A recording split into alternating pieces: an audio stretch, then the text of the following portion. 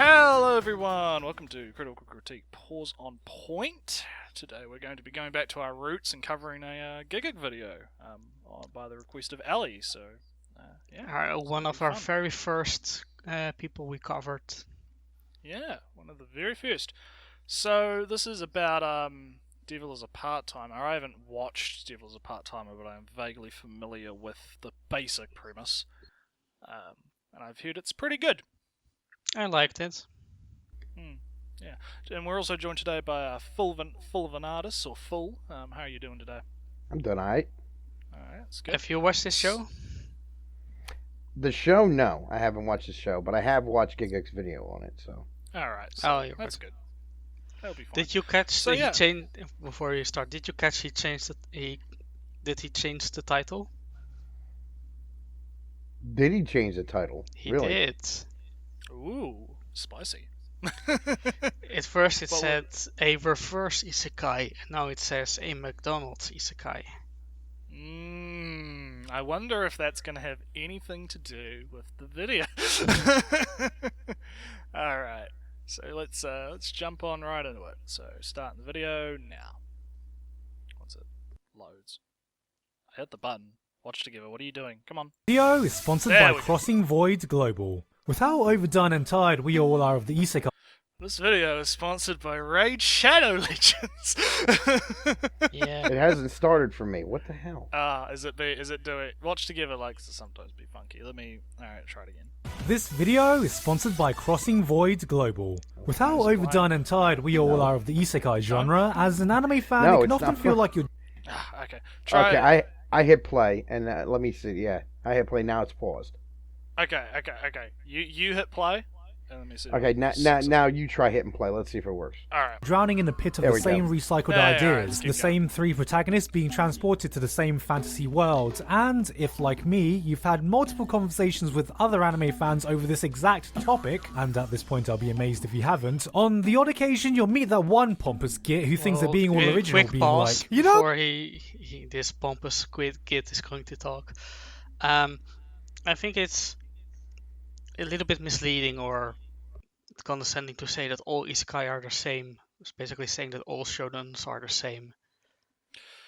Yeah, I think when we think about an isekai, right, or when we talk about isekai, we're kind of talking about a sort of a structure that is used to kind of build off. Like isekai of shoujo or something like that. Yeah, because we've talked in previous videos about like what an isekai actually is and what constitutes. Like we've talked very in depth about what we believe constitutes an isekai, right? Maybe we should do it again. Maybe we should do it for the 50th Maybe time. we should take the stand. Oh, maybe a future idea. I have one video so we can refer back to it. But the main thing is, right, when I think about like what an isekai is, right, it's a framework. You have a set framework that people can kind of create their own things with. So that's why you have that sort of basic premise of, okay, so it's a dude who gets transported into another world, so and so and so and so, right? And I can understand the criticism of, okay, it seems samey, but when you actually look at each of these shows, they all tend to try to do something slightly different, right? Yojo Senki is not trying to do the same thing as Overlord. Overlord is not trying to do the same thing as, like, let's say, you know, Death March or whatever, right? Each isekai is trying to kind of do something different. Even though they might look the same, they're not necessarily the same. Yeah, so even the most generic isekai I can think of right now, which is reincarnated in a world with my smartphone. I know that the Great and Amazing Pause and Select made a video on it, and he interviewed the guy or read an interview of him. Either of the two. Basically, he would still be the only one who ever reads an interview of an isekai author.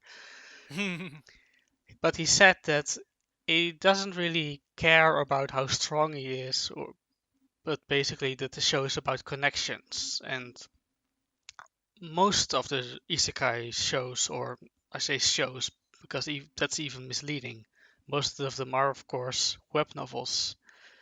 Most of the isekai stories are about connections, if it is in Overlord with his long gone guild members, if it's how to not summon a demon lord, how it's the social interactions, how that's scary and weird. Name an isekai and good chance it is about human interactions in some way. Shield Hero, betrayal and regaining trust, forgiveness, and all that stuff. Yeah. So that's kind of what I mean. Like, even though they have the same framework, there's clearly differences within them. And I think just using a blanket label of, well, they're all the same because it's the same basic thing, I think it's a bit incorrect, at least in my opinion. So yeah, let's continue, I guess. At least Phil's got anything to add to that. Well, there's a lot of tropes that do pop up in these shows, but that's going to happen to any genre. But I mean, I don't know. I got a lot to say about isekai, but I'll hold it for later in the video. Yeah, because you've already seen the video. We're just getting started. Yeah, you've already seen it, so you've got a little bit of a head start, but that's fine. Yeah. So yeah, let's continue. What would be cool? What if, instead of a normal guy being transported to a fantasy world, we reverse it and have fantasy characters being transported to our world? Ha! I bet no one's ever thought of that idea before! Ha! Ha ha! Nope. The Devil is a Part-Timer is one of those shows that seems to keep coming up in conversation every now and then, even though on the surface it seems like one of those... One quick pause. Devil is a Part-Timer is certainly not the first one. Probably not, no. Can I think of one? Quick. I swear the premise of fantasy wait. characters coming to, like, the real world is certainly not a new idea. Wait, I remember some Western cartoon. It was aimed at girls, but it had some fancy, pretty prince going into the real world and basically being refugees there, and there's a magical kingdom and those girls go there and some... Oh yeah, isn't that like the premise of a Disney movie? Enchanted? Was it called Enchanted? I can't remember. There was like a Disney movie or something about a princess that was in like a cartoon world or something, like a Disney thing, and then she like comes up through the sewers or some shit. Like, I don't know. I'm remembering that that was a thing that happened. I mean, I think we're thinking of different things, but at least I think we are. But I think it kind of it's not. I guess considering the fact that my example is more Western than Eastern, but I guess it shows that mine is also a is... Western cartoon aimed at girls, like Wings Club or something. Yeah, the concept of taking like, I guess, reverse isekai or whatever. I guess the concept of taking a fantasy type character and having them like be in the real world rather than real world traveling to the fantasy world is it's something that has happened a number of times. So I think that the acting like it's some kind of it's this new thing, it's a new totally original, do not steal idea. I will say it's a new thing that if it's being done well. I mean, right. I can think of a couple, like the late 80s, early 90s had a handful of movies where, like, oh god, the live action He-Man movie with Dolph Lundgren, where they come to Earth and it's bad. And there's a couple other movies like that are just bad. Beastmaster 2 did that. Oh god, and these movies are just terrible. Because most of the time when that sort of thing happens, it's not done well. But like, I can see anime pulling it off. So yeah, I mean, you got the current isekais, but you also had something like Escaflowne, where it's often mentioned. I never watched it, but I did. Another example that I know is... you never watched it, man? No, oh my god, it's good. I never have. But I do know Zero no Tsukaima, Zero's Familiar. that is also an isekai of a guy who goes into a fantasy world with magic and meets a girl and gets a pseudo harem and is a big hero and all that kind of stuff. He's not overpowered. That's basically the difference, but that is a different type of isekai than current isekai, as broad as it is. But you could do something in reverse and reverse isekais. I'm not really convinced it's really a thing. But yeah, you could have a boom of something like the fantasy world coming to ours, and it would have some bend to it. Funnily enough, isn't that like somewhat what Gate initially did? That's what I was gonna say. Yeah, wasn't that what Gate did? Because Gate initially was the fantasy intruding on the I don't want to say reality because that's incorrect, right? The real the human world. The human. Our I'll use that. world. Yeah. Human world. Human world is probably a good way to put it, right? Like the fantasy world intruding on the human world, right? And then after that, it became more traditional human world invading the fantasy world. So I think it's basically just a setup. I don't think it's really accurate to then call it a fantasy world coming to ours when I wouldn't make a new give it a new genre label based on it, but it is an example of that kind of thing being at least somewhat attempted, I guess would be a good way to put it. But let's continue. Disposable seasonal anime everyone should have forgotten by now. But every so often some bozo will still come along and say, hey, remember Devil is a Part-Timer? Do you still think there's a chance we'll get a season 2? Before awkward silence fills the room as you then proceed to hear someone else burst out crying in No Game No Life. It's a show it's very anecdotal. Yeah, because I know for one, I don't really know anyone that talks about Devil's a Part-Timer anymore, at least in my circles. And also Gigix humor is I don't know. I used to like his humor, but I'm not as into it these days. It's your standard issue British snark. Gigix humor is your standard issue British snark, like the Terry Pratchett, kind of snark that I just. I mean, sometimes there's snarky Brits that get it right, like that do it well and it's funny, but and it doesn't just wear on you after a while. It's it's this. Excuse me. Sorry. No, sorry. It's this kind of how do you say? Oh, look how clever I am. It's just look how clever I am. I made something that's totally normal look absolutely ridiculous and stupid, kind of sense of humor. Like Douglas Adams did it, but he did it well, and partly because he was actually picking fun at ridiculous stuff in society. But Terry Pratchett is one of those guys that a lot of people like, and he's just it's your standard issue British snark, and it gets boring after a while. I mean, that's Gigix's whole shtick. Yeah, I used to be a bit more into his humor, but now I just find that bit just before, right? I just find that to be a bit grating now. It went on for just a bit too long. It's a little bit. Punchline was a little bit too dragged out, but other than that, right? To address his actual point, I think that it's a bit anecdotal to say that. There's always that one guy that shows up and is like, oh well, where's Devil's a Part-Time scene? I don't see that at all. I know it's a popular. It's a popular show, but I don't see heaps of people clamoring for it.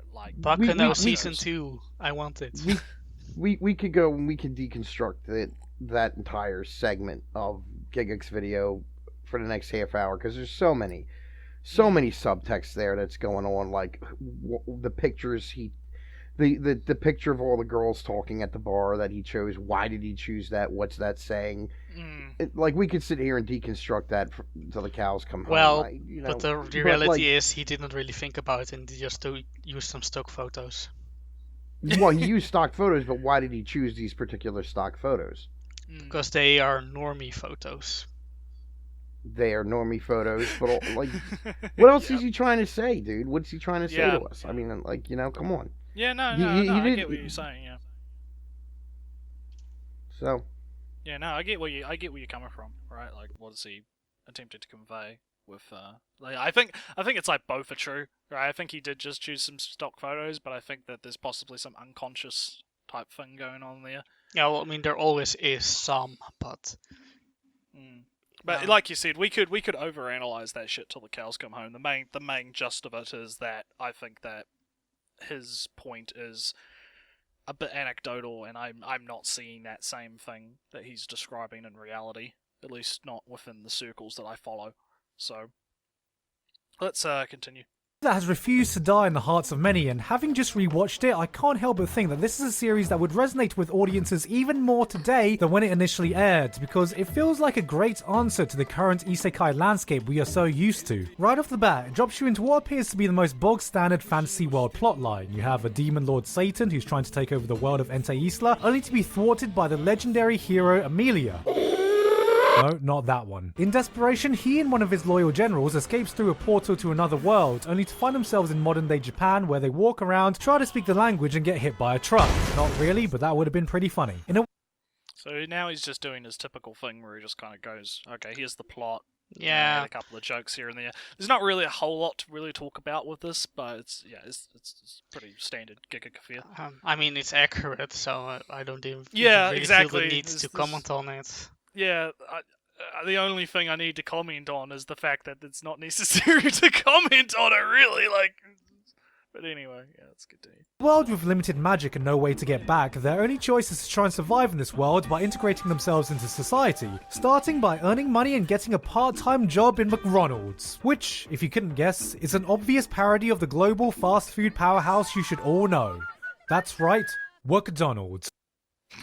Okay, that one was good. I'll give him that.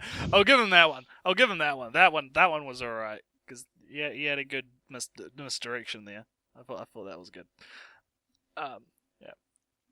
It's the story of an OP demon lord who gets transported to the human world where he works a normal part-time job and tries to climb the corporate ladder to become King of the McNuggets, Lord of the Fries, aiming for that Employee of the Month spot by ensuring that this is the only McDonald's branch in existence with a fully functioning milkshake machine. If you showed this to someone today, they'd probably get What? isekai culture shock. Oh, yep.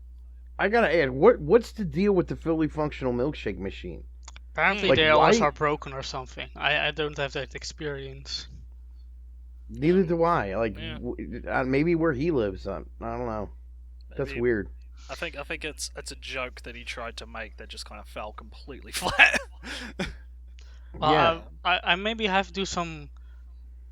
He says some things, and maybe we should at least mention it. He said if this series would air today, it would have more resonance than it did when it aired back then.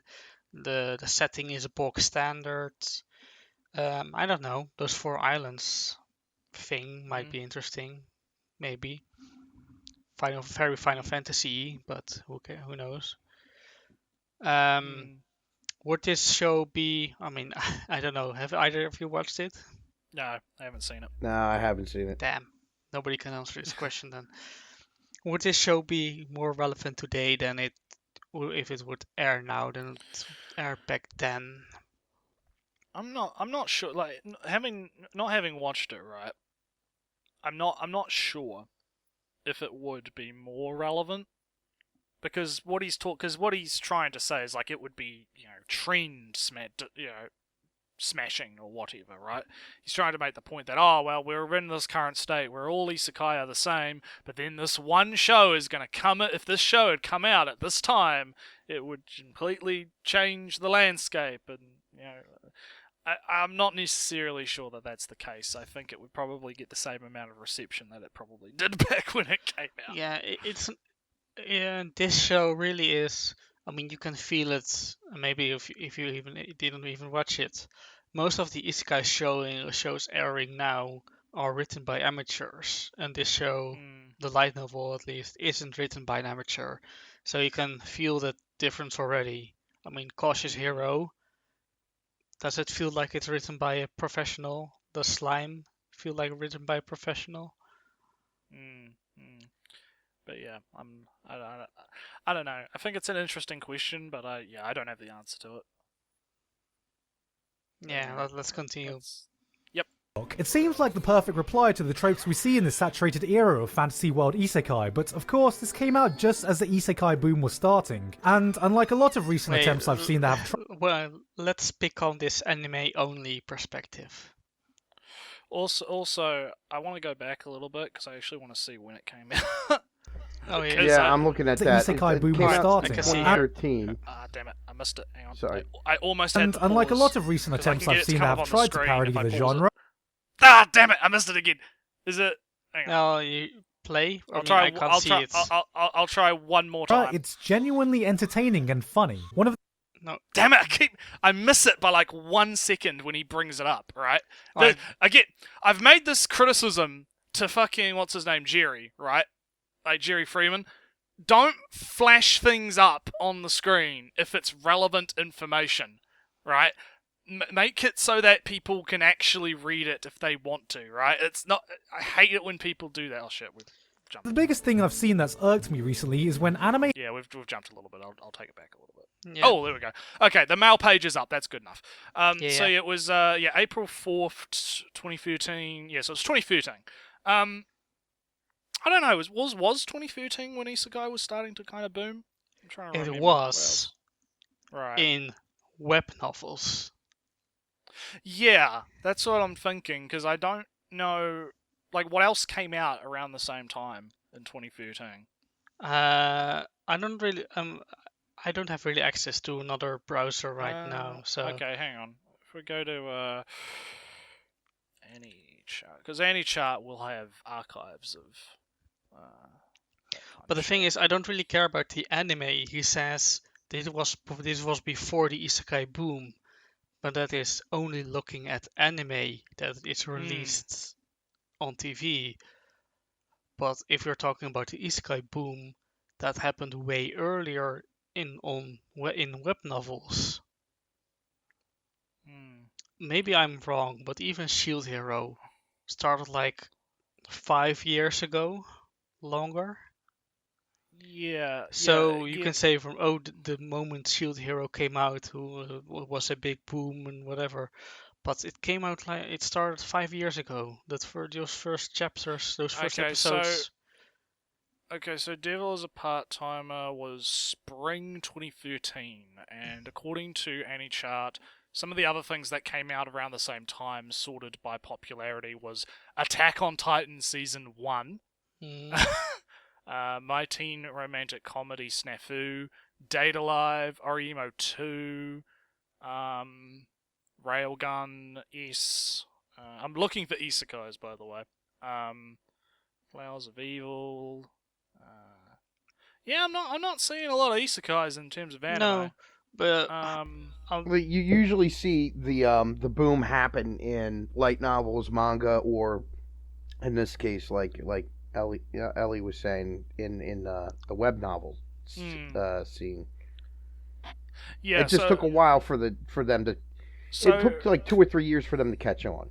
yeah, so if he's talking about like an anime boom, right? I'm not really seeing it because because I would say right now we're in an isekai anime boom, right? Because there's isekai anime coming out fucking every season. But when I look at this list, I'm not really seeing any isekais. I'm seeing maybe you should look more- at 2014 and 15. I could. Hang on. Let me have a look. I Okay, guess- yeah. I think 14 would be more accurate because 14, like one of the fucking images for 14 is no game, no life. So I think he's about a year out on his prediction of the Well, anime boom. I mean, if you're talking about how long, 7 years or so, then I think 1 year, say, it's very early. Yeah, but Well, yeah. Well, it's- I wouldn't categorize because this is going to be a little bit technical, but from my best understanding, a quick summary is you had web novels. Then Sword Art Online got an anime, got light novels, got an anime. That proved that you could have a web novel story become an anime. So what did people do? Write a lot of web novels.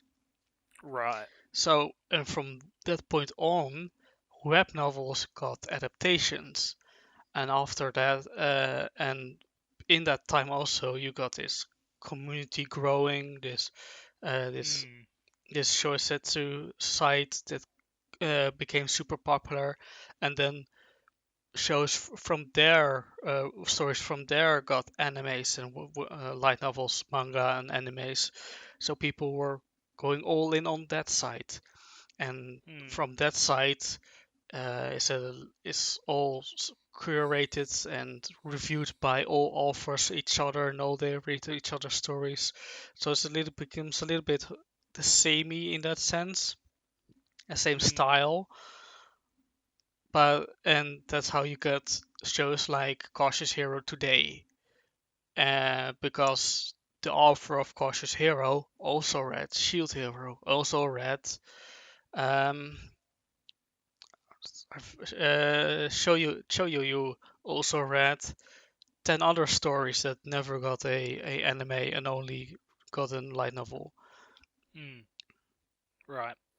So yeah, yeah. I think it's interesting to think about when you actually think about it in the context of everything and not just anime.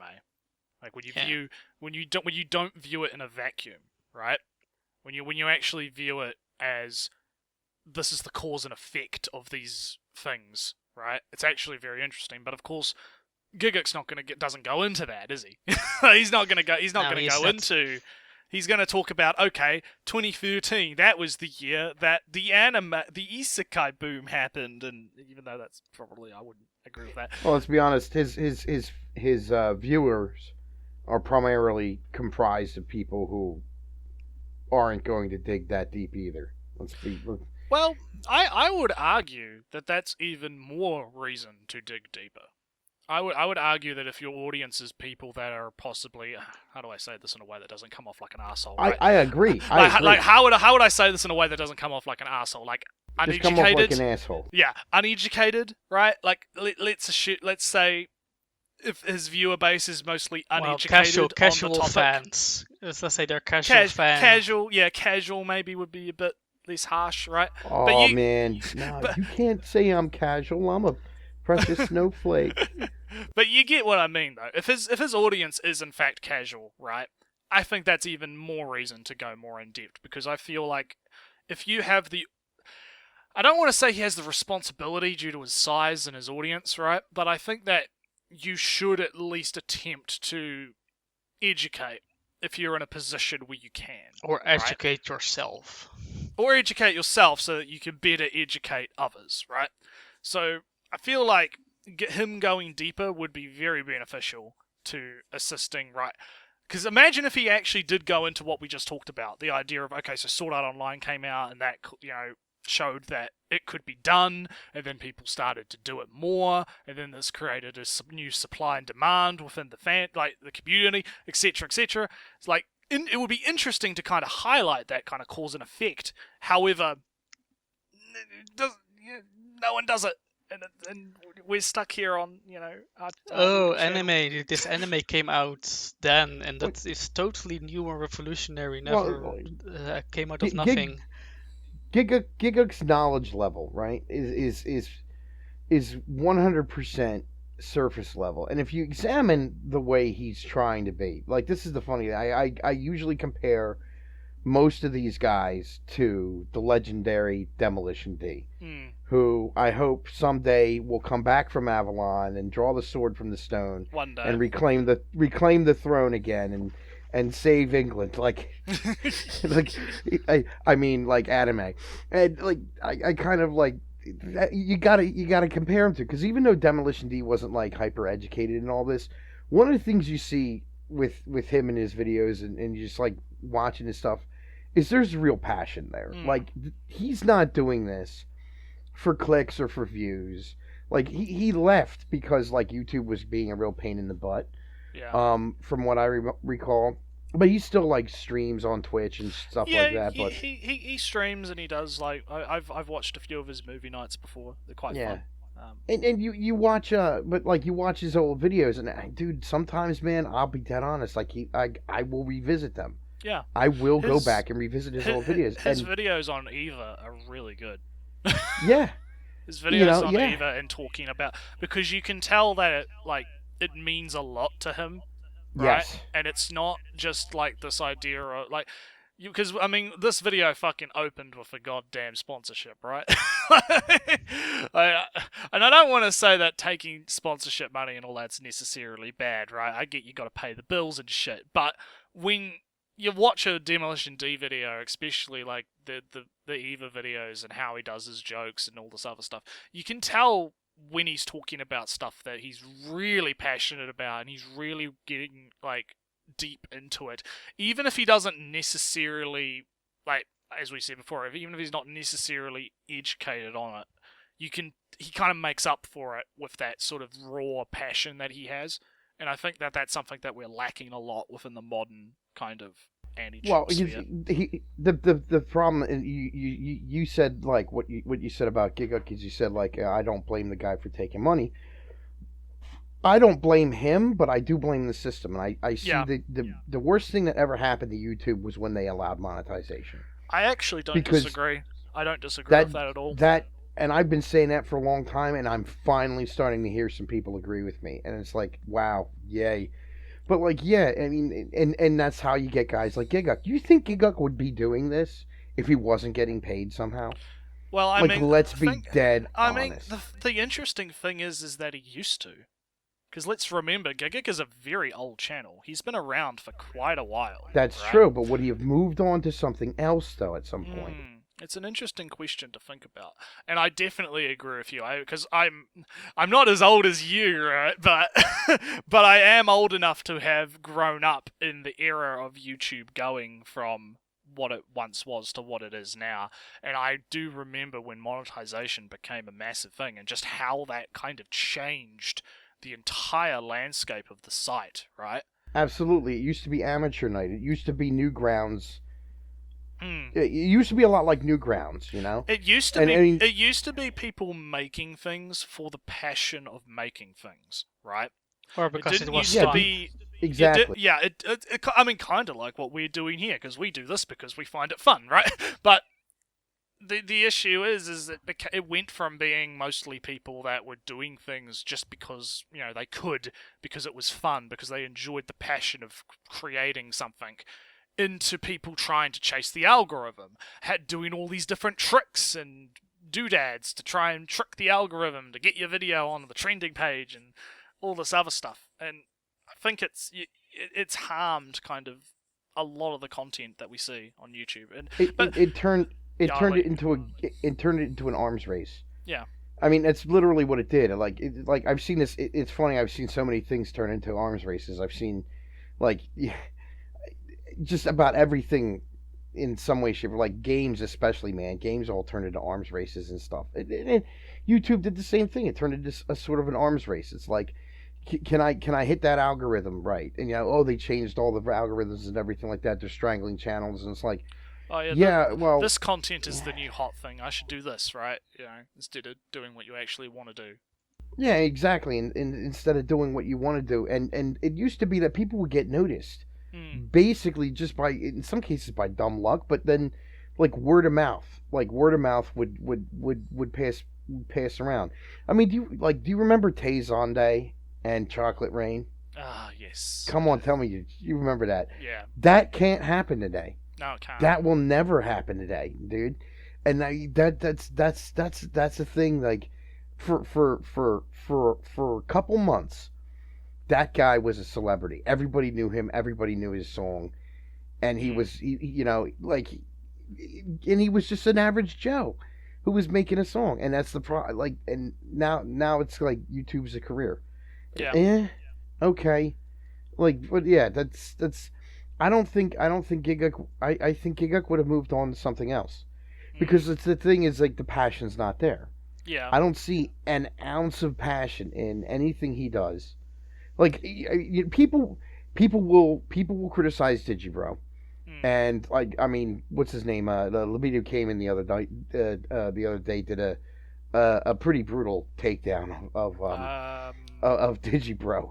But nevertheless, like, one of the things I will say about Digibro, despite his flaws, despite the fact that he needs to crack a book for once in his life, yeah. Yeah, you know, I remember he made some comments years ago now, like he thinks himself above academia or basically reading anything at all.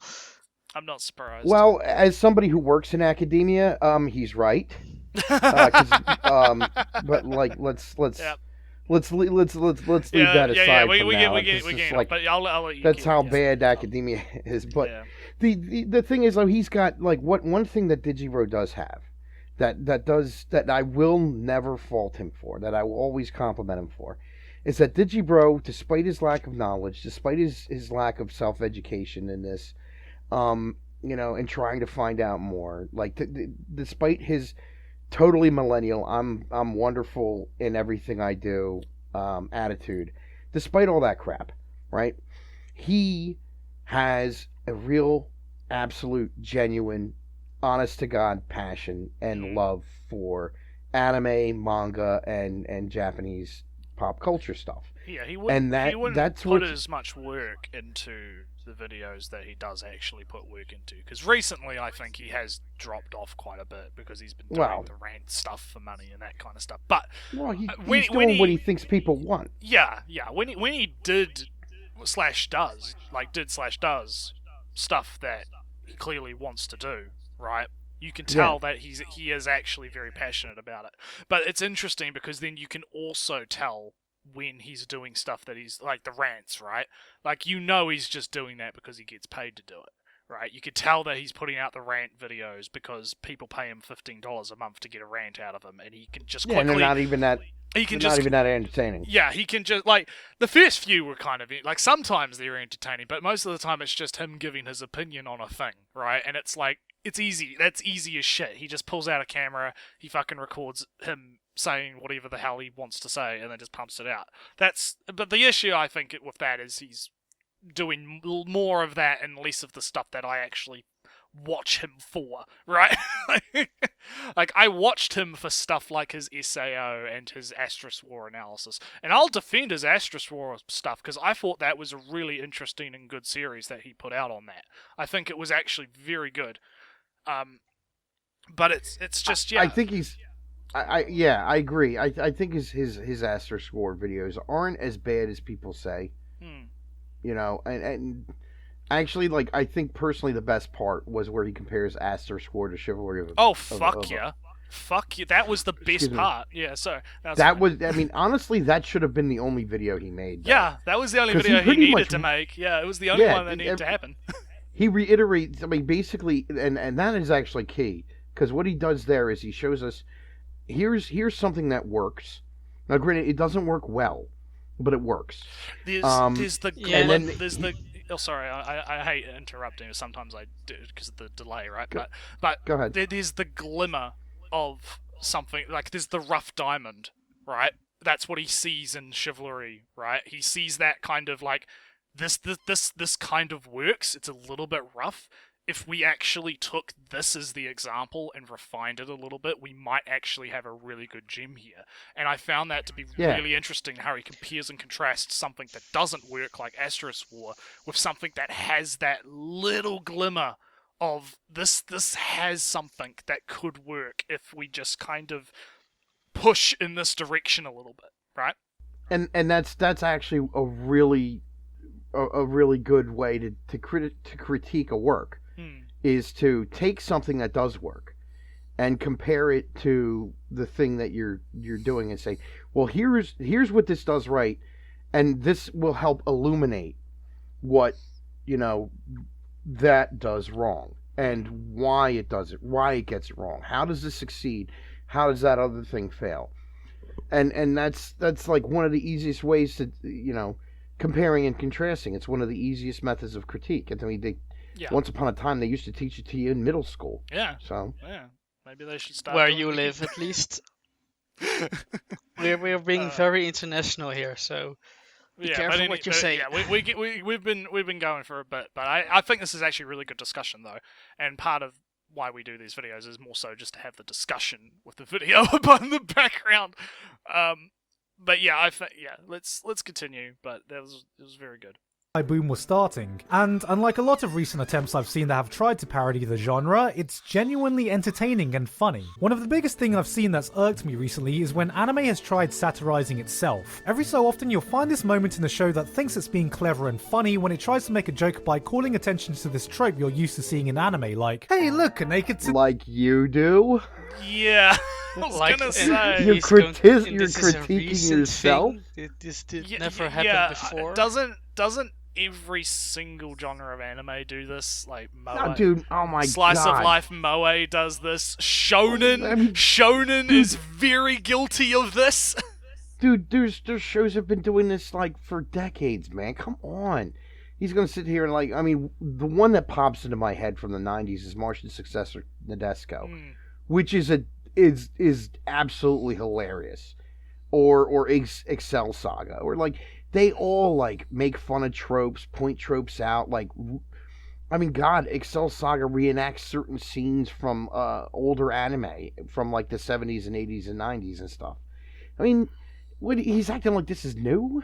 Yeah. Hey, come on, bro. And that just shows you, like, his level of anime viewing. Like, you know, it's like, oh, is this before Toonami? Oh, haven't seen it.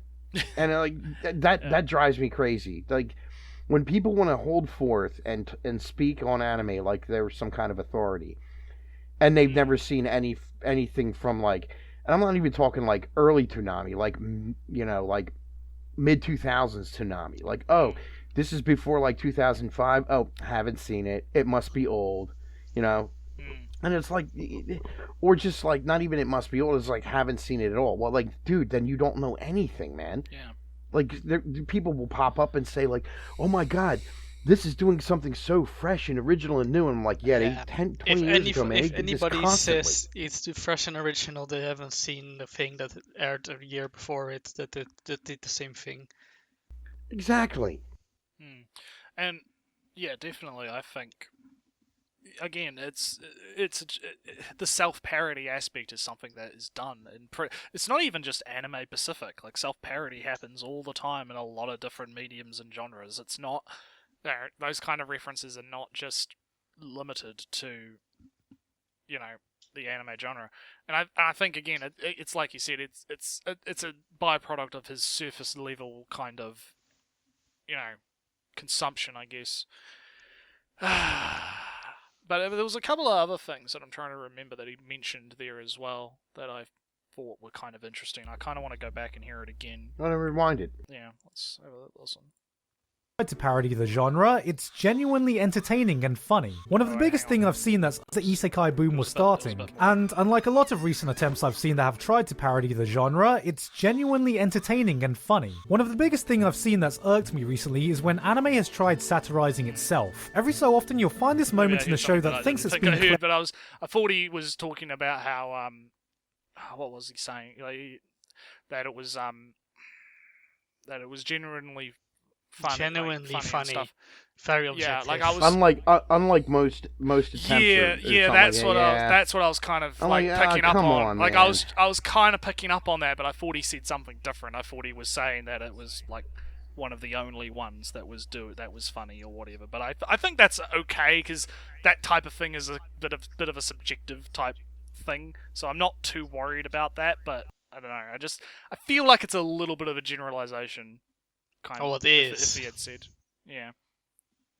Maybe I'm just getting autistic. But anyway, let's keep going. Clever and funny when it tries to make a joke by calling attention to this trope you're used to seeing in anime, like, hey look, a naked tsundere in front of me, guess I'm about to get punched and killed. Oh well, wouldn't it be funny if I didn't punch you? Wait, you're not gonna punch me? Yeah, I'm not. Oh wow, I guess that is pretty funny, isn't it? Can you pause real quick?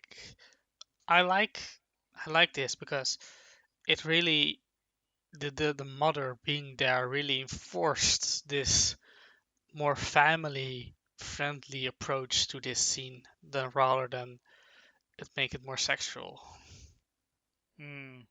Because really, I don't know. Is that Steam on the Blu-ray? I don't know, but it really, I mean, it happened. This scene happened once, and afterwards the mom forced them, of course, all again to have an onsen together. and then he sees them naked once again, but they don't have a fuss about it. Right.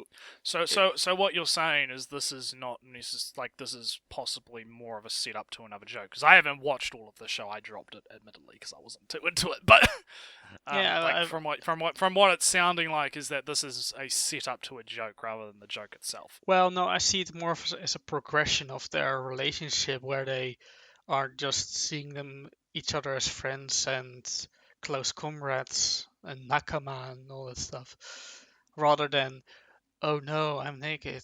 That they really get a kinship Okay. between So- them. So it's more of a progression of a showcase of the progression of the relationship. Okay. Yeah. All right. That sounds interesting. Yeah, I'm not sure about his And an excuse to interpretation. have them bath more often together without it being an issue. Of course. But yeah, I don't know. The issue I have is because I haven't seen the show. I don't know if his reenactment is accurate or true to what the actual joke was. So I can't really comment on that.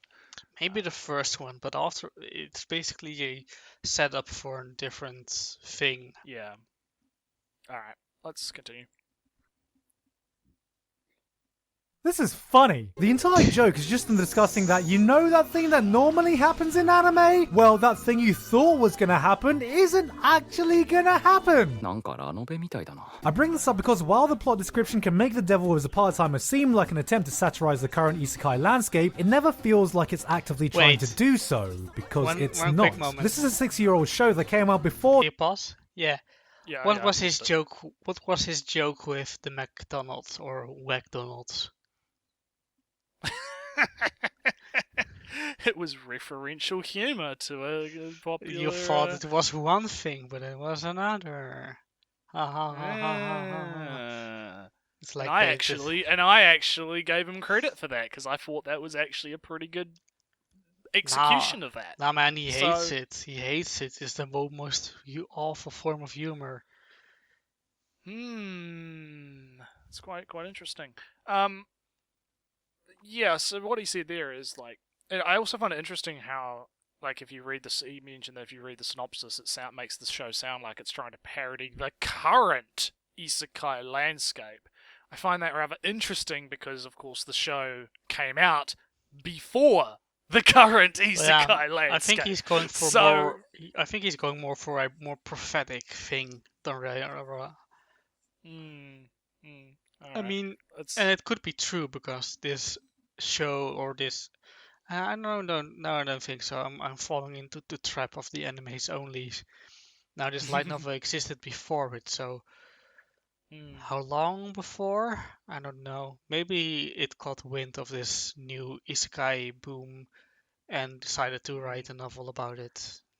would have to look into it, but yeah, Very let's- much let's, in the details. let's continue. There was Established Tropes 2 parody, yet viewing it today, it ironically does a better job at subverting these cliches than 90% of these so-called funny meta moments that actively make an effort to do so. It isn't funny because it's calling attention. All right, one other thing. No, go. If you got something to say, go. This light novel series is written by a professional author.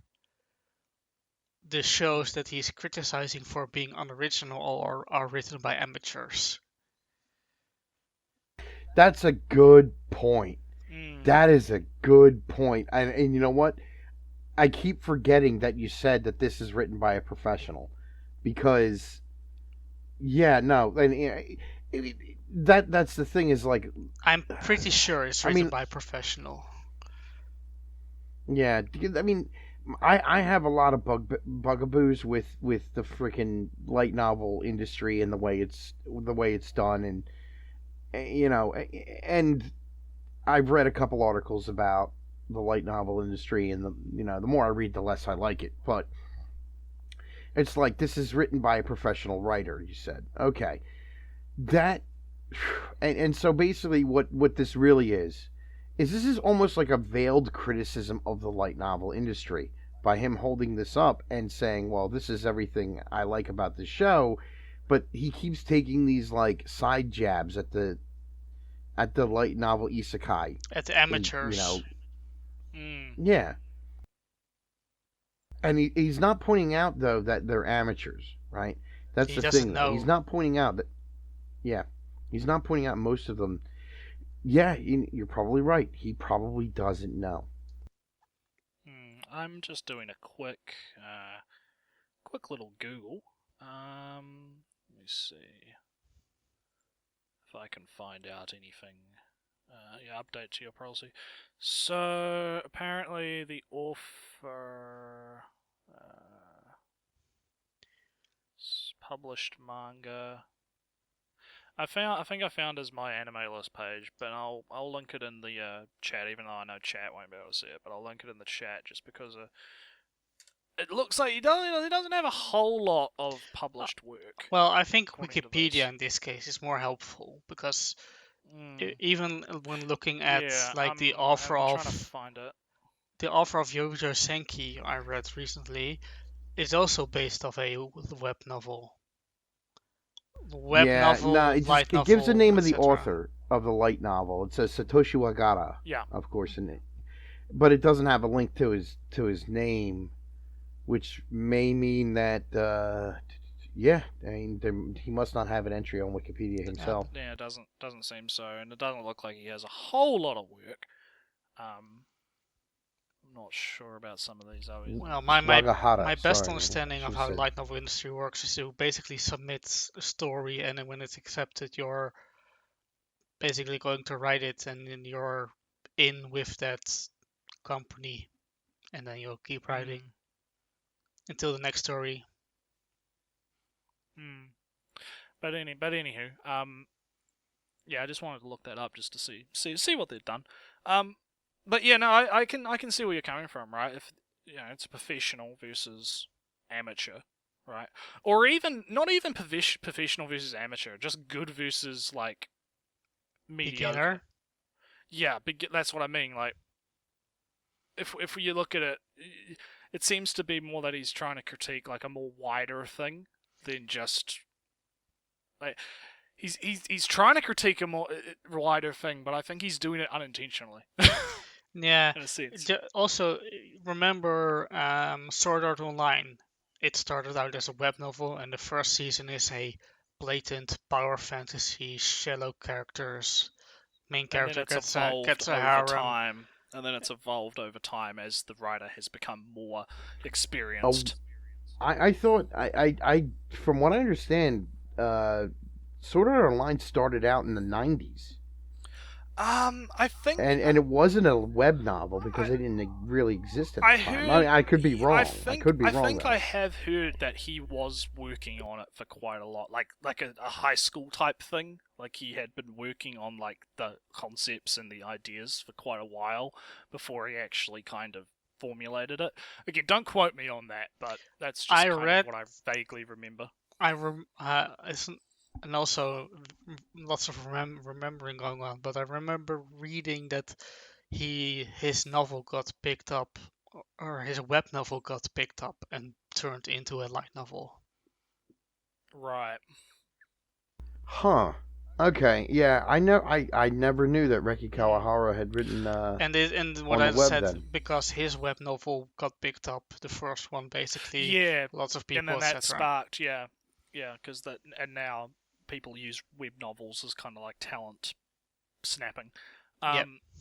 So, yeah, they use it as a talent form. Yeah. There's like I think Kodansha runs one, and it's just like oh, here's a free place you can host your web novel, and they use it as a farm to find people. So yeah, let's keep going. To all these tropes we are used to seeing in isekai flipped, it's just a very funny situation the characters find themselves in. And they react in a comedic way, but ultimately stay in character. The jokes aren't them explaining the joke, there's an actual punchline. What works is the sheer ridiculousness of the premise, wherein we're used... story well written. Yeah. By a professional author. That's likely professional.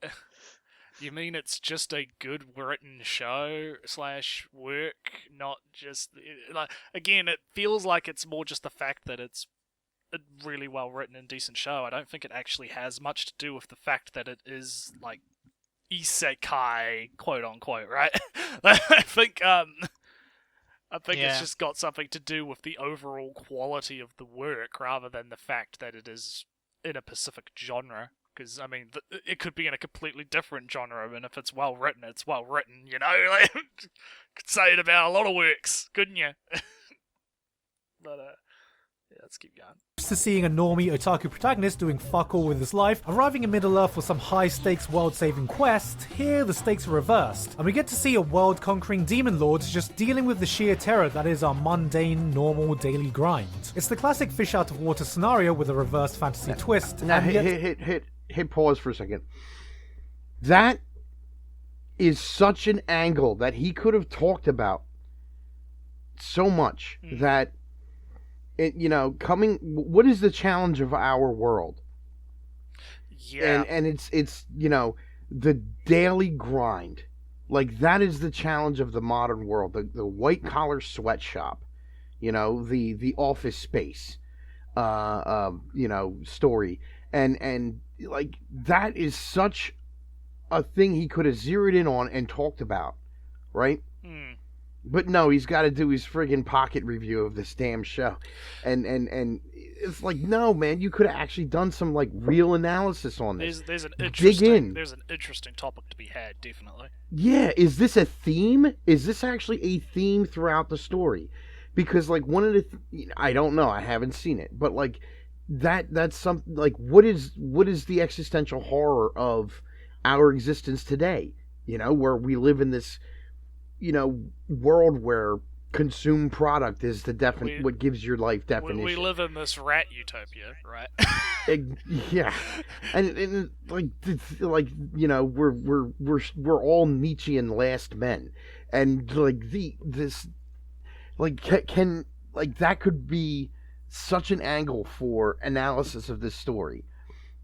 I mean, because I was thinking like, when did this start getting written? And like, I can't find any information on when it started getting written.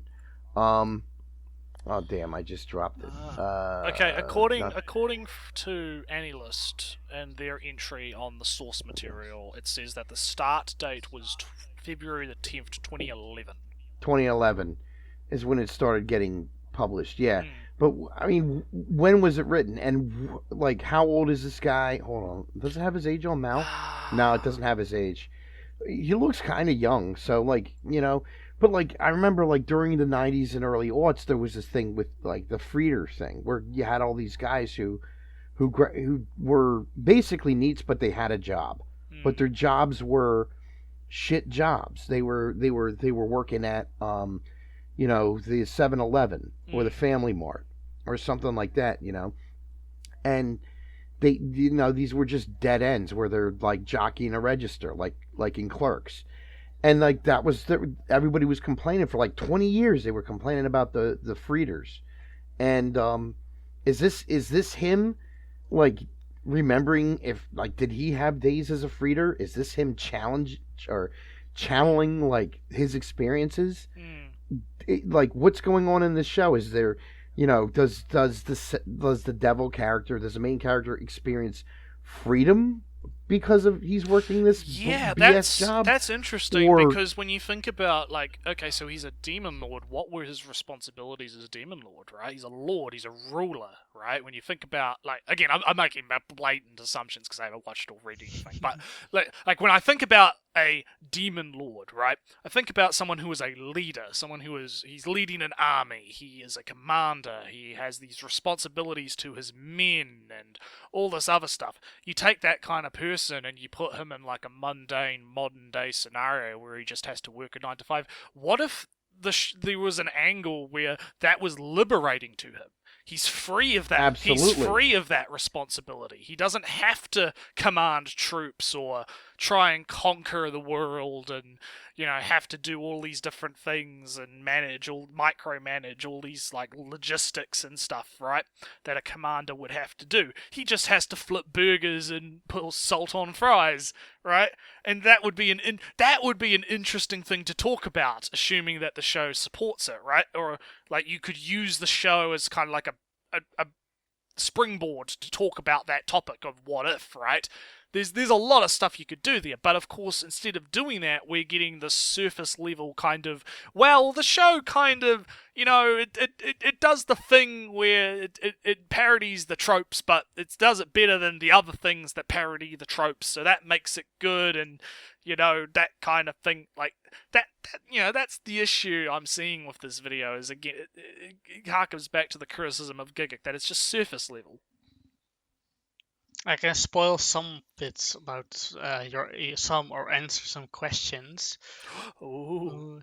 I don't. It's been a while since I watched the show because I watched it when it aired also.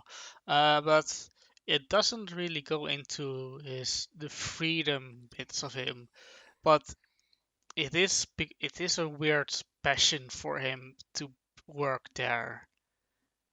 So he does enjoy the job, right? Yeah. But it's also it's portrayed as him being old. Interesting. Okay. And there are some old? other odd. more. I think Ellie said odd. Oh, odd. Yeah, old.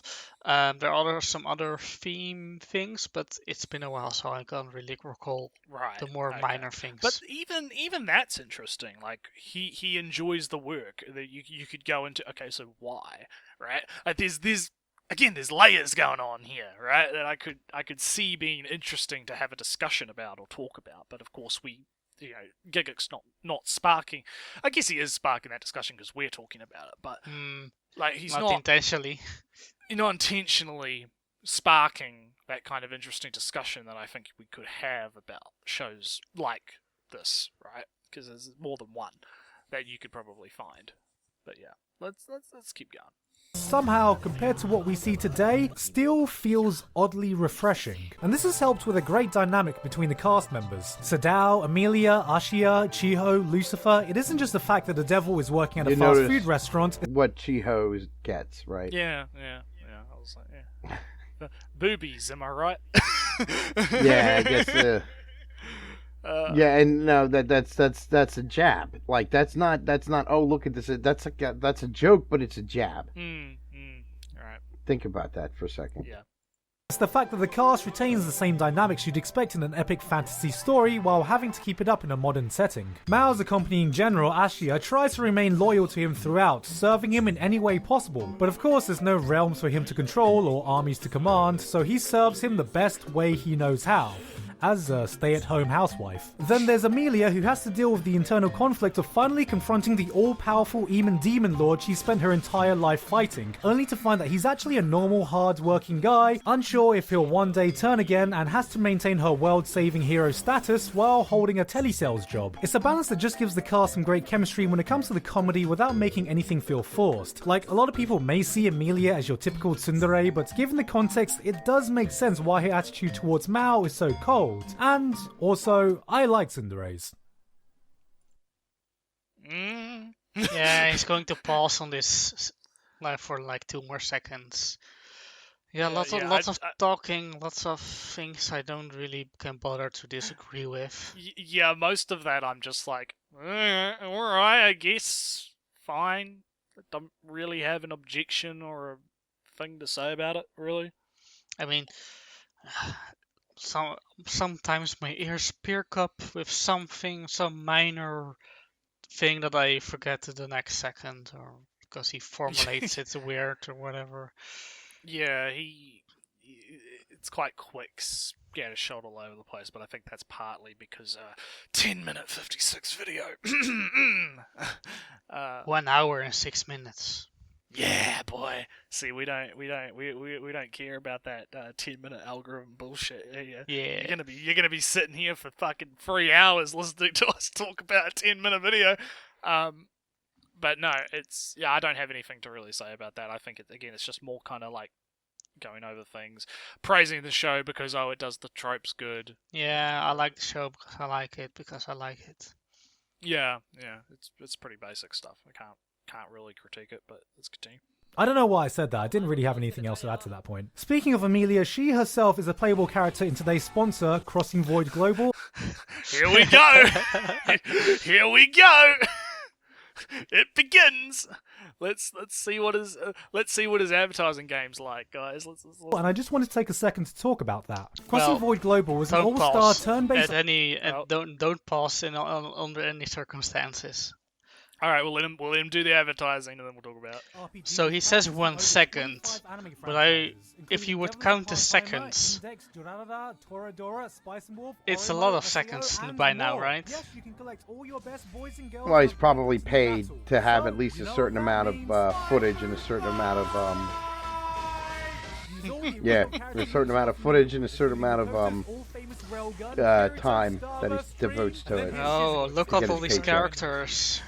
You can also mix and match characters from different franchises in battle You know to what? get their own This unique kind of looked cool. I was like, oh yeah, I'm gonna check this out on Steam, and then at the very end, it's like, oh, it's on your phone. I'm like, Wow, fuck that. Oh. man. Best girl by upgrading her, you can unlock exclusive illustrations and emotes. which means it's like pay to win. To celebrate All the right. release of Yeah. Crossing Void Global, Alice from SAO will be I making mean, her more debut, Shana is and also also always you can good, download it now, but you can get any S-tier character I on got the my- choice How- for this absolutely must have cost a lot of free. money to Also, make, Crossing though, Void's let's be Facebook real. and Twitter Like- pages are Yeah. holding regular events, so follow their pages for the latest updates and You gotta get all the events. If this licenses sounds for like all this something How shit. the hell does this come over? But they download won't it bring for back iOS Super or Robot Android. Wars.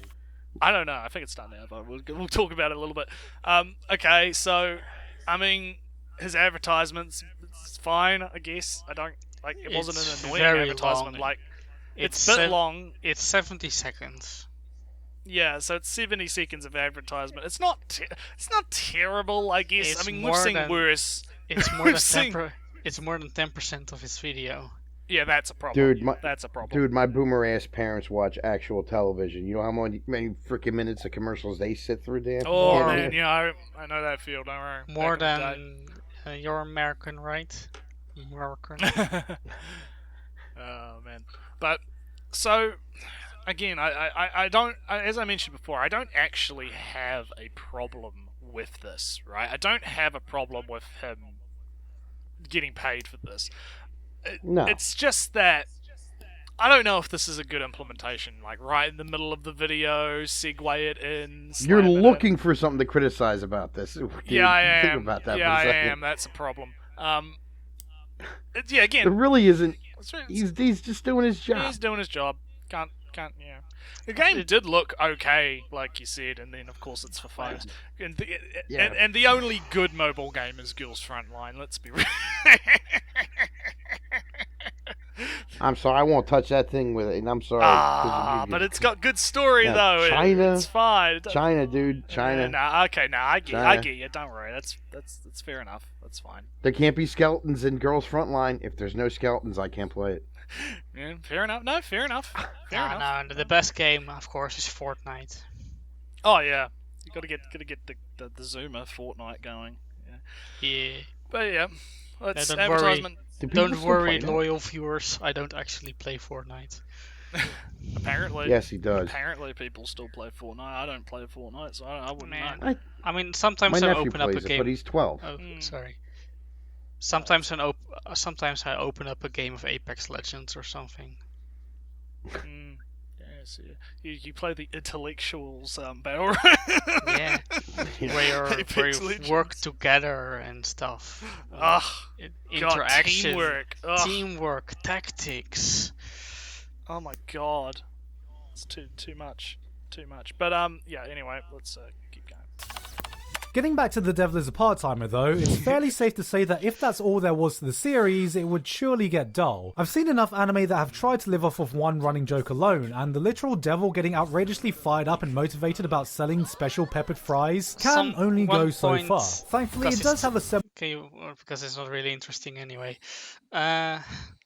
He has the audio of the anime playing really, really soft.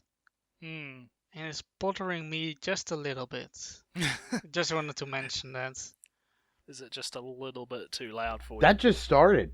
Yeah, and that just started too. Yeah, he wasn't playing the audio before. He wasn't doing that before the commercial. This is an Is it- after No, commercial thing. Is it possible that it's like just an error on his part? Like he was going to silence it, but he didn't? Well, it's very low, but a little bit audible. And I think it was also there before the ad, so... Maybe we just didn't notice it. Was it? Maybe we. Yeah, I didn't notice it. Yeah. Yeah, I definitely did notice it, but even so, yeah, I can see how that could be kind of annoying because I think that if you're going to do that, then you should be really quiet because your voice should be the main attraction rather than your backing tracks. Yeah, because But now I wondered if I had some other audio playing by accident or somewhere Yeah. else. Because wait, this isn't his voice. Where does this audio come from? Oh, it's a YouTube Oh. video. yeah. Alright, let's keep going. Semblance of a plot, with the fantasy world they came from still having a role to play in the overarching story. The war between the devil and humans never technically ended, and in between the Do you hear fast the food horses? joints you have a few arcs focusing on characters from the fantasy world trying to come and kill the devil as they always have. It's a great mixture of unique comedy with a fantasy action backbone to keep you on your toes, and most importantly, keep you entertained. Having events interspersed with greater consequence not only makes the show more interesting, but allows the characters to grow and evolve as the series goes on. Of course, while I am throwing a lot of praise, if there was one big downside to Can this you series pause is real quick? Because it's odd because he has this music playing that is going on constantly, but the scenes themselves also have the audio on. Yeah, you don't want to put too much audio noise in what you're doing because it causes like audio sensitivity issues for people because people try to focus on different tracks. Like I think that if you're going to do that, you should only have two. You should have a backing track and you should have your voice, and the backing track should be at least 3 steps below what your voice is, so that your voice is the most audible thing. All right, at least that's my philosophy when it comes to that kind of stuff. Yeah. But Retsu, that sounds objective. Oh no! You're going to bring Objectivity. some odd drama on my channel? Yeah. Sorry, I'm sorry. No, you're good. Don't worry, it's fine. And I'm not going to address anything where he said because it's boring. Yeah, there's nothing much to say about what he's saying. But he is about to get into some possible criticisms, though. So that could actually be interesting. So let's see what he has to say. that there isn't really much more to say about it. It was a nice little fun series that said its piece then ended, and by ended what I mean is that it didn't really end, it just woke up the next day, snuck out while you were still sleeping, and didn't even leave a number for you to contact it by. While I enjoyed the series, there's nothing I can really point to say, wow, this was really amazing. But most of that is because it didn't really have the time to properly hit its stride or establish itself. Just as you feel the plot starts progressing and the characters have a chance to develop, the curtains close and an announcement comes on saying, Alright, that's all folks. Show's over. You can fuck off. There's Dear no second God. season. That's his criticism. It's cringy, Yeah, his humor here is not. I'm not into it. and it's cringy. You know, it's yeah. Mm. But I wonder if he appeals to like middle schoolers Maybe, I don't know. or something, because like I don't see adults. Then again, like Hmm. what constitutes as an adult today, I don't know. But like I don't see adults really like finding his humor all that great. But like, okay, so basically you spent all that time to say it was a single season adaptation, and they haven't adapted any more of it, Hmm. so you're kind of left hanging. Yeah. I mean, And that is an entire criticism in and of itself, that this was a commercial. Yeah, he's This was a 24 episode or so commercial for the light novel. he's pretty much Which- spending a lot. 13, sorry. Yeah, no, I'm sorry. I'm 13 interrupting episodes, you, sorry. Yeah. No, go ahead. He's spending a lot of time and a lot of words to say very little, I think, is the problem. Right, he could have I mean- easily have made the same joke in way less time, I think. but you don't know, if it doesn't have an anime, it stops existing. Yeah, as soon as the anime ends, it's just, it's dead. It doesn't exist anymore. It's gone. I mean, Source Doctor material Stone, doesn't exist. Dr. Stone hasn't ended yet, but once the anime ends, we'll never know what happens next. No, never. There's no way to find out. I mean, the Oh. Well, Neg- if the the Negima anime. Damn, that was a mess of a show. It deviated, whatever. But the anime started and it ended somewhere, I don't know, after he meets his dog friend, and then the suddenly starts existing for a brief second when it's in the magic world, and then it ends forever really weird how it's suddenly future skips with no explanation, Hmm. with no other source material to go back on. Yep. Oh man. But anyway, let's keep going. Now, But I wanted to see more of the story. security, can someone shoot that man, Oh my god, please? stop going. Fucking Thank you. Christ. This is a show that has been stuck in sequel limbo for years, and it doesn't really make sense because it was the third best-selling light novel of that year, and before I just Oh, so now he talks about the light novel. Yeah, this is the only point. So now he talks about it being the third. Come on, bro. So it was the third best-selling light novel, and it is true that it was very popular because I mean, looking at AniChart, it is ranked number 2nd, right after Attack on Titan. So that should say something, right? And I do have some. No, I disagree with his word choice that this is in sequel limbo. I mean, there isn't one. Yeah. That's it. Yeah, this was the whole purpose of producing 13 episodes was to get you to go read the light novel. Buy the book. Hey, do you like this? Go buy the book. Yeah, and Which, I mean, to me, like, he dude. just proved that it fucking succeeded because people brought the book. And people didn't buy the anime, Yeah, apparently. apparently, yeah. So I mean, what are you gonna do? You know? Oh man, but yeah, it's interesting. Yeah, now the light novel exists when he's trying to make a point about the sequels, but it doesn't exist at any other point in history. It's just you know. Let's continue. checked, I had no idea that it was the 55th most popular anime on my anime list, putting it above Mob Psycho 100, The Madoka, most objective K-On!, of and measures. Yeah, that's the Oh, the, yeah, the no. best way to measure objective quality is to go on, you know, Mal, a site that's notoriously known for being incredibly bullshit. I mean, wasn't there a news story recently about how like a show surpassed FMA and a bunch of people got really mad, so they've like fucking put in false reviews or some shit to get FMA back on the top or some shit. Dude, Mal is a cesspool of people infested. It is infested with Dunning-Kruger syndrome. Mm. Dude, it like so bad. I mean, worse than AniTube as a whole is. Like, no, I don't. I go to Mal to like record what I view, and so I can keep track of stuff, and I can see my metrics. This is why I use Because I like to use Malgraph. This is why I use But, like- Kitsu. I use Kitsu for my tracking instead of Mal because I don't give a shit about Mal. Yeah, I mean, I used to post on the community because, you know, I joined it and I Oh. thought the forums were going to be like, well, forums used to be. Mm, No, especially with an anime fandom. Jeez. mm. No, that place is... So yeah, I'm not surprised, though, Giga is going to go look at Mal for, like, as a gauge as to what is popular. Which, oh, by the way, you know, you're not looking at, like, Japanese sources. That Or is Japanese a polls. fucking good point, actually. You're looking at a global aggregate, not how well it did domestically, because just It's not even 'Cause- like a true global aggregate. yeah. I mean, Japanese people don't go to Mal by and large. Yeah, you're right. Actually, that's a good point. So, and that reminds me because you know Cowboy Bebop is the best example of that. If I remember correctly, it didn't actually do all that well domestically in Japan until much later on when it became, you know, it did really well in the West, but it didn't do fantastically in Japan, which is most likely possibly why Cowboy Bebop didn't actually possibly receive any more, you know, material until after. Well, have you seen it? It doesn't. There's no way it can. It ends. True. Oh yeah, that's true.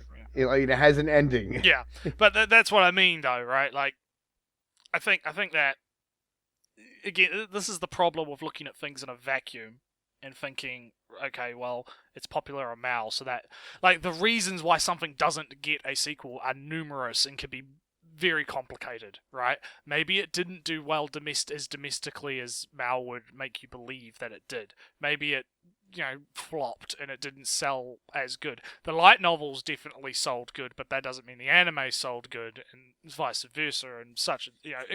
There's a lot of different factors at play. Maybe studios just didn't want to pick it up again. There's a lot of different things going on here, and I think looking at it in a vacuum is just not helpful. So yeah, let's continue. Jojo, what the fuck? The demand was definitely there, so I can't shake this feeling that it might have just come out a bit before its time. Yeah, let's reiterate what you just said. The demand was there where? Yeah. Right? Yeah, I get... Anime... I'm sorry, I was about to say, anime that tend to be made for foreign audiences usually are extremely niche, like Afro Samurai, and really don't get any traction in Japan and are kind of like a novelty thing. Or like, if they're specifically made for foreign audiences, a lot of times they just don't ever get noticed by anybody. Just flop. And they don't do well in Japan at all, or what have you. Like, it's... Yeah, and... No, this shit's made for the domestic market. And so, like, you're going to say, oh, well, there's demand for a second season. Yeah, where, asshole? This actually somewhat gets into something that's not really related to the cast, but that whole argument that happened a few months, or maybe like a few weeks ago, about the globalization of anime and that kind of shit. Like, again, that's the issue with this mindset, is he's looking at this from, I think, a global perspective rather than thinking about... Or just an American... Yeah, an American perspective rather than the perspective of how well did this do domestically, because I think that would be a much bigger tell, right? How well did this do on a domestic scale in Japan? How was it rated in Japan itself rather than on a global scale? How much did the anime sell versus the light novel? Yeah. So we're almost there. Two more-ish minutes. Let's keep going. Because I believe that if it did actually come out today, with season 2 and 3 announcements coming out from anime big and small, sometimes even right after a show is finished, on top of the sheer abundance and popularity of isekai being released now, there's no way it wouldn't have. Doesn't the second season usually get announced when the season ends? Well, depends. Maybe not usually, but yeah, it depends often. on the show, I think. Yeah, it depends. And typically, if it's a very, very popular show, they've started to do that now, I think. It's just announced that. I've noticed a lot of announcements of, this is now in production, right? Season 2 is in production. We are currently producing it, it's such and such. So... I mean, like, just look at Penty Stocking. Yeah. Yeah. Still waiting on that promised second season. Maybe one day, never ever. But anyway, gotten another season. As it stands, The Devil is a Part-Timer is a short, fun little package that didn't overstay its welcome, but we would definitely welcome more of it. Recently, I've had a lot of fun going back to watch these older, incomplete shows I'd forgotten about, because now there's just an abundance of new manga chapters and light novels that can finally fill that void I felt when they... Not even 10 years old. He said these older. It's older shows like Spice and Wolf. like oh yeah, like Spice and Wolf. Gee, I mean, when people say older, I think like like Macross or Ranma 1/2 or Usayatsu or God, maybe even Speed Racer. But I don't think of freaking anything that came out this decade. Even to get somewhat more mainstream, original Eva, right? Like even original Eva. Yeah. Like OG Eva, not Rebuild Eva, right? Yeah. I have to like differentiate now, right? Difference. Go watch OG Eva. Akira again. But yeah, and I like how he says older incomplete shows and shows fucking Log Horizon. Because Log Horizon that got 2 seasons, and the reason it hasn't gotten another season is because the fucking author committed tax fraud. Well, no, there were plenty of light novels still, but However, that's actually very interesting because the light novels for Log Horizon. You tell me, wait, the light novel author for Log Horizon committed tax fraud, and he's not writing this in the Clink? Hang on. They can't even give him a motherfucking typewriter? Yeah, sorry, you cut out there for a second. Can you repeat that? Oh, did I? They can't. He's in the Clink. The guy who wrote Log Horizon. He's in the Clink, right? They can't even give him a typewriter in there? I'm not sure if he's actually in jail now. I think he is actually. No, in jail. it was just. I mean, I'm not even really convinced he committed tax fraud. More of a he was convicted of committing it, or bad forms, or being lazy. I'm trying to remember exactly what it was. I think it was like tax avoidance or something that he got done for, and I don't know if he actually. I think he might have only got like maybe a few months or something with a massive fine. I mean, I don't. I don't So even. why the hell I'm ain't he not even writing sure anything? he even got in. Was he ever in jail? Yeah, I would have to look it up again. But all I remember is that he got done for tax, like something tax related, and I think that kind of made studios kind of go, but Yeah, but even But- if you got tax fraud, even- then yeah, just yeah, pay but the fine. Yeah, but even though, that happened, he is still producing light novels, and the light novel for Log Horizon, I believe, is still ongoing with releases coming out. So, Yeah, I forgot how Image though does really affect stuff. So yeah, that could be kryptonite for a third season. So yeah, that makes sense. all right, we've got about a minute left, so let's keep going. Initially aired, and I think The Devil is a Part-Timer has been one series I've enjoyed even more revisiting than when I first watched it. Back when this first aired, I kinda just took it at face value as this entertaining little fantasy show. I don't think I'd even heard of the word isekai back then, and apparently I now have to say it every other sentence by law, which is why I think it's a show I can appreciate even more now, and right now I can definitely recommend this as the perfect time to go revisit it. And if you've never seen it before, well, that's all the now you more hear it. reason to, because I think it says a lot about the Yeah. current environment when I can say to you, hey, want a genuinely fun twist on the isekai genre that feels way more original than 90% of the attempts coming out now? It's not Here's an this isekai. half-decade-old anime. Alright. I don't even think that matters. But the fact that it's not even whether or not it's an isekai, right? It's a reverse isekai. He's boss? letting it play out. Or you Well, I just it's- want I wanted to let it play out until he comes up with the final bit. So yeah, now we can go. Okay, whether it's an isekai or a reverse isekai or neither, or whatever doesn't exist or does, like, damn it, Retsu, I completely forgot what I was going to say. You're I'm like, sorry, that was my fault. I just wanted to let it. I I wanted lost track. to let it play till the end, and then we could go into it a bit Oh, more. sorry. But it's fine. anyway, Ellie, you say what you were going to say. Maybe I'll remember. Well, what's he's going to say? It's not. I'm just a little bit bothered by the throwing around of terms of everything is an isekai, because it's vaguely related to a fantasy world. When when adventures into fantasy lands is all this time itself, you're coming back from the dead, or just visiting the spirit realms, or having a dream. Oh, everything is an isekai. And when something dreamlike comes into our world, it's always a reverse isekai. It's basically ignores the traditions and the conventions of a genre. I mean, something is not suddenly a reverse shonen, a reverse shoujo. What you're talking about, in a sense, right? Where someone goes into another world, be it a planet, or from our world to a fantasy world, which may be a planet, could be another dimension, or from, our world to the spirit world or whatever.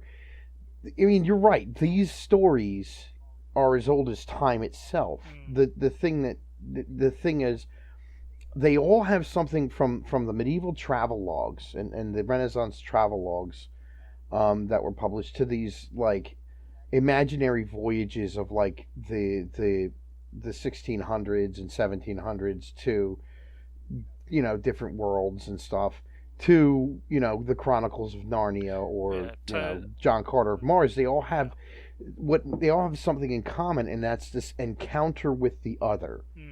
This encounter with that which is not us, and that other could be spirit, like different substance, like how, like if a regular human goes into the spirit world, the spirits are technically a different substance because they're spirits and we're not. or they could go into like the fairyland, and or they could like end up in some kind of like another planet, like John Carter goes to Mars, or another world like the Chronicles of Narnia. The isekai, I've noticed, was like that until it wasn't. And when it stopped being like that is when it started being about, well, the things like you guys were saying, how much it's about community and stuff like that. Now it's no longer encounter with the other. In fact, think about the video game mechanics that permeate so many of these isekai. And in fact, like that right there should be an encounter not with the other but with the familiar, just in a different context. Yeah. What, if anything, I would say Devil is a Part-Timer possibly would be an isekai, because to him, we are an encounter with the other. Well, okay, well, all right, never mind. Well, yeah, no. I just contradicted myself, kind of. A little, but I get what you're trying to, convey, right? Like, yeah. It's going back to like the antecedents to the isekai. Although isekai itself seems to have gone very much elsewhere. I mean, if you watch some of the old, like I can think of 4 isekai from the 1990s. Vision of Escaflowne, which is by far the best. Magic Knights Rayearth, Fushigi Yugi, and El Hazard. And like Magic Knights Rayearth is pretty good. It's Clamp. You get what you expect from Clamp. El Hazard is basically Tenchi Muyo on another fantasy world. So the real standouts from the 90s were at either end of the decade. Like, you got Vision of Escaflowne in the late 90s and Fushigi Yugi in the early. And these really are, in a lot of ways, like encounters with the other. Like, Vision of Escaflowne has like steam-driven mechs, and the power of fortune telling is incredibly, in prophecy, and you can kind of like force reality to be what you wish for it, but it has consequences. And like Fushigi Yugi's all about like a middle school girl that gets sucked into another world and finds out she's the priestess of one of the 4 big gods, and war, and heroes, and like all kinds of like Chinese zodiac shit going on. And the world isn't based on Japan or the West, it's based on medieval China or ancient China. And like, they're so different though from anything. Like, even El Hazard and Magic Knights Rayearth is still like, they're still pretty different from what isekai is doing now. And I get the feeling that isekai is being produced, it's being written by people trying to explore or dealing with something very, very different from what they used to be dealing with. Yeah, and that is why For example, I would say that you got 2 isekais in this sense. You got old isekai, which is more of a literal description, and you got the current isekais, which is more a a description of the genre, proscriptive and descriptive. Yeah. descriptive and Yeah, proscriptive, or prescriptive. I think Joe prescriptive. got into this in his video, the difference between those two. I'm reiterating that the old isekai are isekai because they are going to another world. The isekai we have now are not isekai because they are going to another world, but because they fit in the genre of isekai. I mean, not all westerns are written in the West, Right. basically, or take place in the West. So the idea that, and I know Giga changed his title, right? The idea that this was a reverse isekai, I think, is incorrect. I would just call it an isekai, because I mean, what would a reverse isekai have to mean, right? To be a thing, right? Well, that's an in the interesting question. in our current in the contemporary isekai, a reverse isekai can't exist, because just like a reverse shonen can't exist, It's either shonen or it's not. It's not a reverse shonen, because shonen. Yeah, it wouldn't be a reverse shonen just because it subverts shonen tropes. Is No. what you're trying to say. Because I think that's a very big thing. Because when I think about something as like a reverse, it's almost as if it's doing the opposite, right? So if something is a reverse isekai, what does an isekai do? Well, they travel to another world. Well, if it's a reverse isekai, then they wouldn't travel to another world, would they? It would be reverse of that. So yeah, I'm not sure about that. I think it would I mean, be... in the old sense, yeah, if a fantasy creature comes to our world, in the old sense of the word, yeah, that would be a reverse isekai. But in this modern sense of isekai, where it's more of a genre name, a collection of shared ideas across these stories, you can't really say this collection of shared ideas across these stories. Let's do the reverse of that. Yeah. I get you. Because So, yeah, you no, get that was- yeah. Oh no, I'll let you go. Sorry. you can the best you can do is return or have a story that is fits the old definition of the word, and basically make a story and then reverse the settings.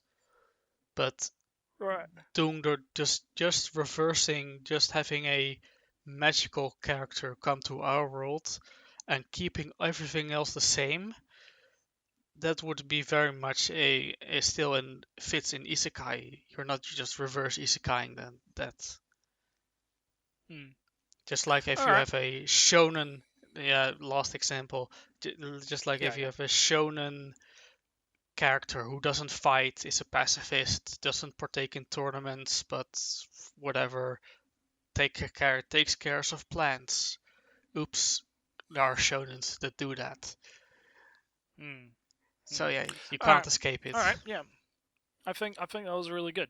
I think we've had a good episode, and yeah, A pretty guess long we'll one. close it off there.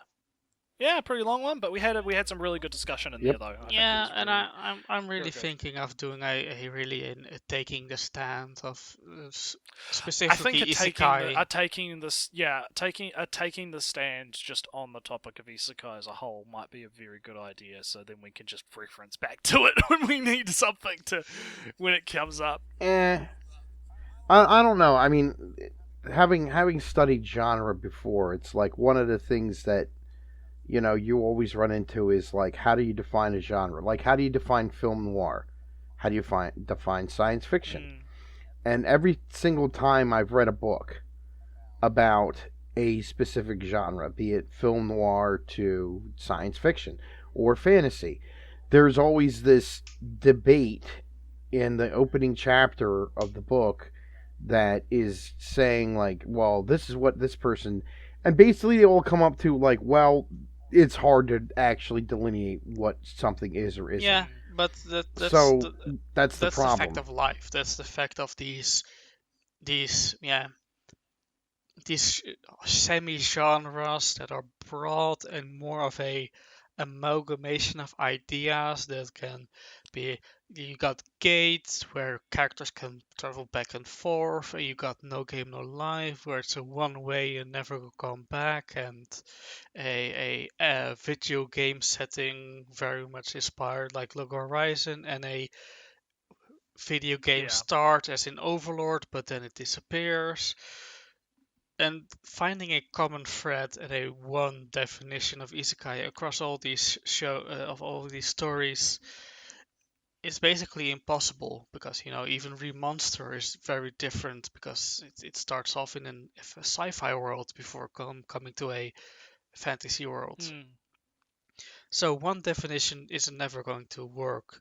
Instead, you have to identify the lineage, the thoughts behind it, and judge how much of that fits in isekai or any other genres. Sekai K is very famous for having very vague Sekai K is you're absolutely right. Yeah, Sekai K is really hard to pin down.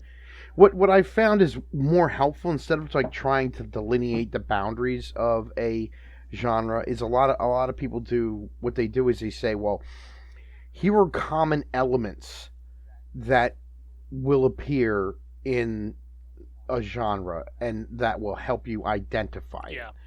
And that's something that is a little bit easier to do. It's like, okay, well, what do a lot of isekai have, for example, or what do a lot of sekai have, for example, or what do a lot of film noir have, and like what are Western, these elements? etc. Exactly, like westerns. Right off the top of my head, I can think of large, grandiose vistas, sweeping music that and heroic daring do, but not always heroic daring do. Sometimes it's not. Sometimes it's villainy. Where are the boundaries of the western, right? And that's the thing is like you can kind of identify. Well, these things crop up often. So if it's got a lot of these, it may just be an isekai, or it may just be a whatever. I love how this is the exact same discussion we had, like, how many episodes back, Ellie, where we were saying the exact same things about what is an isekai, and we basically came to the conclusion that it's essentially just a loose checklist of ideas and concepts that you can somewhat. But every genre, and that's what we that's what we were saying, right? Is that there's a list of things that aren't necessary, and you need to get like a passing score, right? If you don't have a passing score, then you have a problem. That was kind of where we ended up on that topic. Yeah, that makes sense. That makes sense. And it's in some ways it's easier for you to be able to tell what's not than what is, but not always, because there's sometimes like, okay, well, like I can sit there and say like, okay, I don't know, the Slayers, right? Nobody knows that. Almost every fantasy anymore is an isekai, which is a shame. But like I can think of a couple that aren't, like the Slayers. Okay, the Slayers is not an isekai. They don't come from our world to the fantasy world. They're born there. There's really no other universes or that are involved in the setting. It's just a straight up fantasy. Yeah. So it's like, okay, well, it's kind of easy to pin that down. Like, all right, that's not an isekai. But like, okay, then is Sword Art Online an isekai? And a lot of people might say, no, it's not, because they're trapped in a video game and they can come out of it, and it's all virtual reality, etc., etc. It's like, yes, but in what way is cyberspace a different world from ours? We are, and that begs the question: is it's harder to say whether SAO is not, which kind of like pushes me towards maybe it is, but I still don't think it is. But I gotta be open to that. And I forced my opinion on everybody else here that it's not, because it doesn't really share most of these ideas in other isekai. It shares the amateur writing, but I not really the other ideas of an isekai. Well, that brings up a very interesting question. Must isekai be amateurly written? No. That's a good point. Yeah. The vast majority of them that are adapted into anime seem to be amateur written isekai that got light novel that got signed on as light novels. The vast majority of them seem to be that. Yeah, that's true, but I'll spare people the reasons why I don't really think Sword Art Online is an isekai, but it is an amateur. I agree with you. I don't think it is. I don't think it is either, but I think a case could be made. It could be made. It could be an interesting discussion. Yeah. But anyway, and I want to close off with an example of the Sekai-Kei. For one person who's still watching, Sekai-Kei is basically where your feelings are basically determine the fate of the world. Like in Evangelion, Shinji's depression is basically a big metaphor for the fate of the world. That's leaving out again. Like, yeah, it's leaving out a Sekai lot. K is It's definitely leaving out hard a lot. because it's leaving out like the whole fact that Shinji pilots the robot. He needs to kind of. Saikano is like, what is it? Saikano, even though Saikano wasn't really that good, Saikano is oftentimes cited as one of the definitive Sekai Ks because she's out there saving the world and doing all the fighting, and meanwhile he's just stuck there doing nothing. But his feelings, his individual feelings, are given as much weight in the narrative or more weight in the narrative than the end of the world. Like, and it's funny because by the end of the show, I'm like, man, fuck the world. Like, give this guy his happy ending. And, like, that's kind of, like, really interesting. One of the interesting features of Sekai K. So I want to ask you a question. Have you ever watched Eureka 7? Yes, I lean towards it being a Sekai K, but I realize that it might not entirely be. I would say it borrows or basically has the whole template of a Sekai K, but doesn't. It isn't. You might be right. I mean, I kind of assumed it was a Sekai K for a long time. It's like, it's my favorite Sekai K. It has a happy ending. Don't none of the movies and Astral Ocean don't exist. They don't. But... I don't. Nope. They don't exist. They never were made. But like, at the end of the TV series, at least, it's like, they earned that. And like, I love it. I love Eureka 7. I know a lot of people don't, but I do. But you're probably right. It's probably really close to being a Sekai K. But it's missing that but core. Not quite. Yeah, it's and what I think it's probably missing is that idea that Renton's emotional state is given equal weight to the fate of the world. And it's not. I think that kind of maybe holds Eureka 7 back from being a full-fledged because the rest is all perhaps. there. The personification of institutions and otherwise not existing. Yeah.